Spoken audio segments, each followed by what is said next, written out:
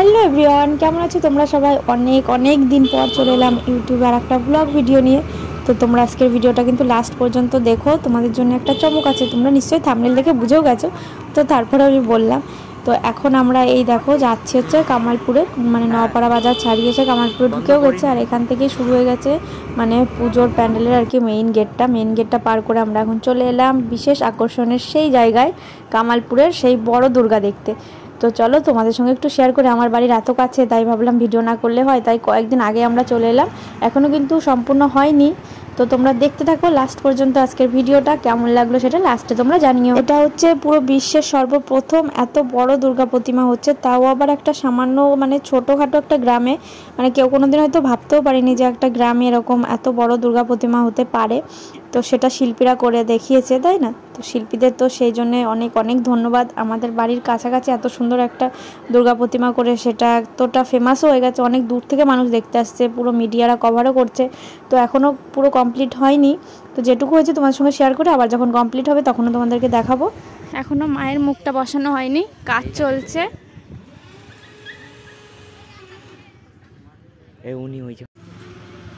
আমরা এসেছি হচ্ছে দুপুরবেলা, এখন ভালোই লোকজন আছে। আর এই যে বিকালবেলায় এইখানটায় মানে সন্ধ্যার দিকে মেলা বসবে। কি সুন্দর লাগছে, কতটা যে বড় মানে কাছে এসে না দেখলে বোঝা যাবে না। দেখো আমরা অনেকটা দূরে দাঁড়িয়ে আছি, তার জন্য ভালো দেখা যাচ্ছে।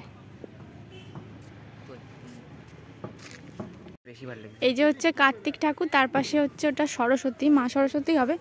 আর তার পাশে ওই যে অসুর, তার পাশে মা দুর্গা, আর সামনে গিয়ে দেখাচ্ছি। আর এই যে হচ্ছে মা লক্ষ্মী, তার পাশে হচ্ছে গণেশ। আমরা এখন পুরো নিচে আছি, মায়ের নিচে, কতটা বড়। তোমরা সবাই এসো আমাদের কামালপুরে ঠাকুর দেখতে।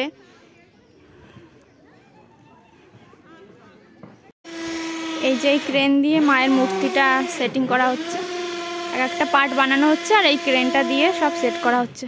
আর ওখানে এখনো কাজ চলছে, ড্রিলের আওয়াজ তোমরা পাচ্ছ। মায়ের মুখটাও তোমাদেরকে দেখাবো। এই হচ্ছে মায়ের মুখ। এখানে সমস্ত এই যে ঠাকুরের অস্ত্র, এখানে সব অস্ত্র বানানো রয়েছে মাটিতে। আর এই হচ্ছে মায়ের মুখ।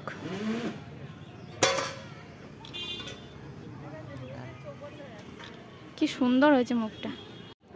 এই দেখো ঠাকুরটা দাঁড় করিয়েছে হচ্ছে লোহার পাত দিয়ে, পাতের উপরে ঠাকুরটাকে দাঁড় করিয়েছে।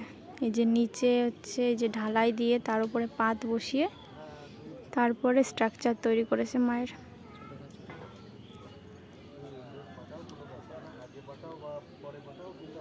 আর ওই দিকটায় হচ্ছে মেলা বসেছে, দেখাচ্ছি তোমাদের সব ঘুরে ঘুরে। এই যে এইখান দিয়ে মেলা বসেছে, কিন্তু অন্ধকার হয়ে গেছে, এই যে মেঘ করেছে বললে সব কালো কালো দেখা যাচ্ছে। মেঘটা দেখো কিরকম দেখা যাচ্ছে, মেঘের হারালে সূর্য।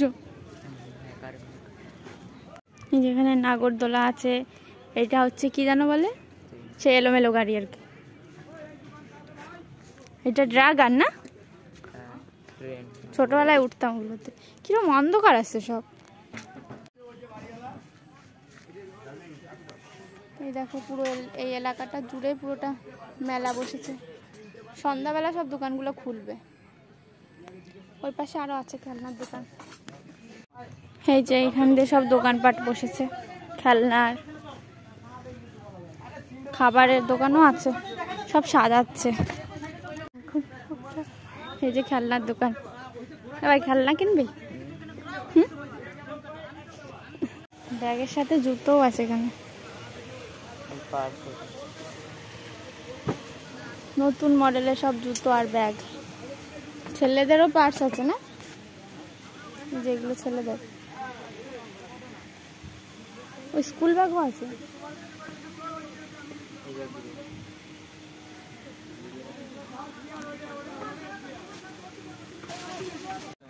আমাদের ঠাকুর দেখা হয়ে গেছে, এখন বাড়ি যাচ্ছি।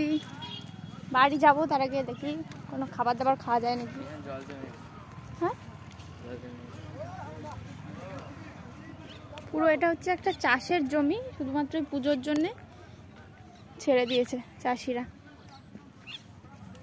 তোমরা সবাই এসো এখানে ঠাকুর দেখতে, কামালপুর। হঠাৎ করে মেঘলা হয়ে গেছে, তার জন্য এই দেখো পুরো অন্ধকার দেখা যাচ্ছে।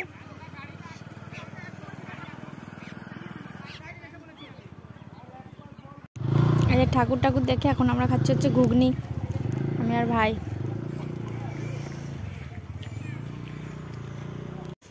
এখন এই যে আস্তে আস্তে লোকজন সব আসছে, যেহেতু এখন বিকাল হচ্ছে ওই জন্যে। দুপুরবেলা তো লোকজন আসে না, সবাই বিকালের দিকে আসে। যে এখন সবাই আসছে এক এক করে। আর আমরা যাচ্ছি এখন বাড়িতে। কেমন লাগলো তোমাদের অবশ্যই কিন্তু কমেন্টে জানিও।